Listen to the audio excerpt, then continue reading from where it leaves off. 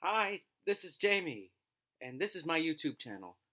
Sorry, the name is a little plain. I started this channel long ago, and this is the first bit of content I'm putting up.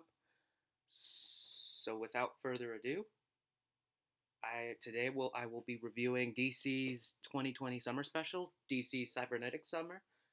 This is an 80-page issue with 10 short stories. The first story centers on Batman, and it is co-written by Karina Becco and Gabrielle Hardman. Hardman also handles the art. Mike Spice does the colors. Letters are done by Travis Lanham. In this story, Alfred is on summer vacation, and the Robins are scattered about. Batman goes by himself into space to investigate an abandoned space station that has been dropping satellites out of fixed orbit. He discovers Brother Eye, an AI created by him that has since gone rogue and has taken over the space station, and now he has to destroy it. I think the art style was very well done in this issue or this story, as well as the colors. They help contrast the mood as it shows Alfred on the beach while Batman is fighting for his life in space. I didn't like the story at first, but I read it a second time and I really do. I don't know why I didn't like it the first time, but I don't know. So I am going to give this story a 6 out of 10. And the next story is called Fandom, and it features Platinum of the Metal Men and Wonder Woman.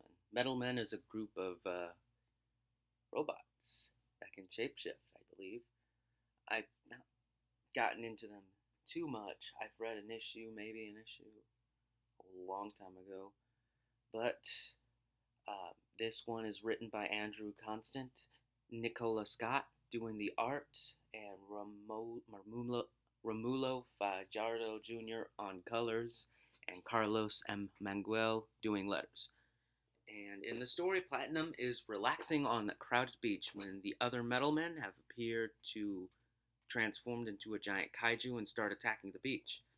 Platinum teams up with Wonder Woman to subdue them so that it can find out who was behind their transformation and causing them to go haywire.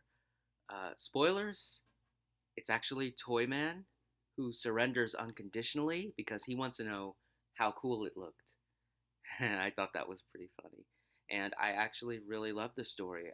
It was charming, and the thing about it is, Platinum said she was a big fan of Wonder Woman, and Wonder Woman says the feeling is mutual. And I was kind of like, I feel like she says that to all her fans. I don't know.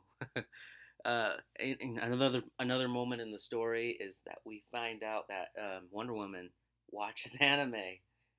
That's pretty cool to know. I think the story was really good. It had really good art and colors, and I think it was really charming. And I give this story a 7 out of 10. And so the next story features Red Tornado, and it is called Summer Camp, and it is written by Stephanie Phillips, art by Leila Del Duca, colors by Jordi Belair, and letters by ALW's Troy Pateri.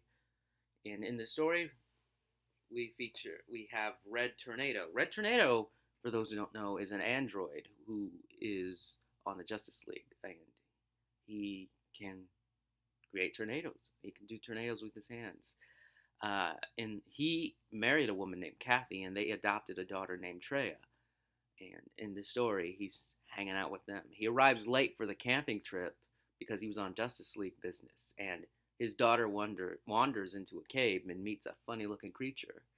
The creature is discovered to be an alien that just wants to be reunited with his family.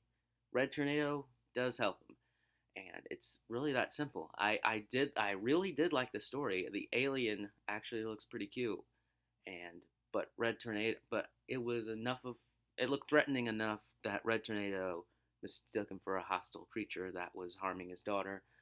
And at the end, Red Tornado gets a call from the Justice League, and he ignores it. And I think that's nice. Just because he's a robot doesn't mean he doesn't have a family. And I bet I know who was calling him. Batman. Anyway, yeah, this story is really good. Simple but really good, and I give it a 7 out of 10. Now the next story is called Boys of Summer, and it features Booster Gold and Blue Beetle. Uh, Cord Blue Beetle. I know a lot of people um, are familiar with Jaime Reyes, the Blue Beetle, who was in Injustice too.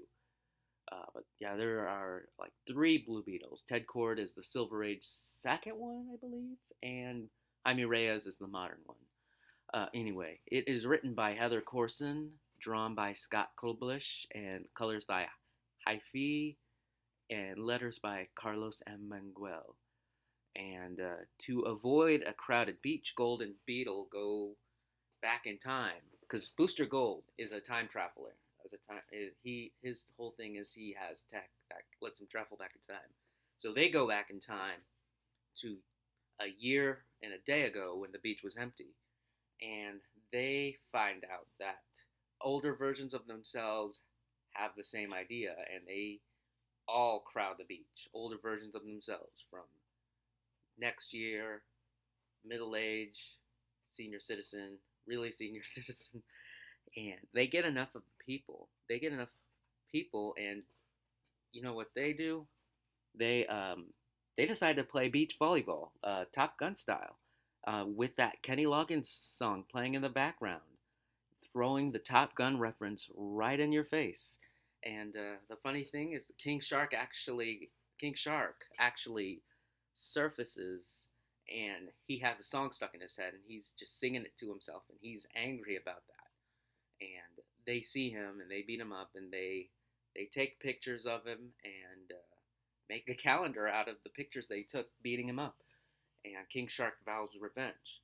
And Skeets, Booster Gold's robot companion, the little drone thing that was narrating the story, actually tells us that he did exact the revenge, but he says that's a story for another time.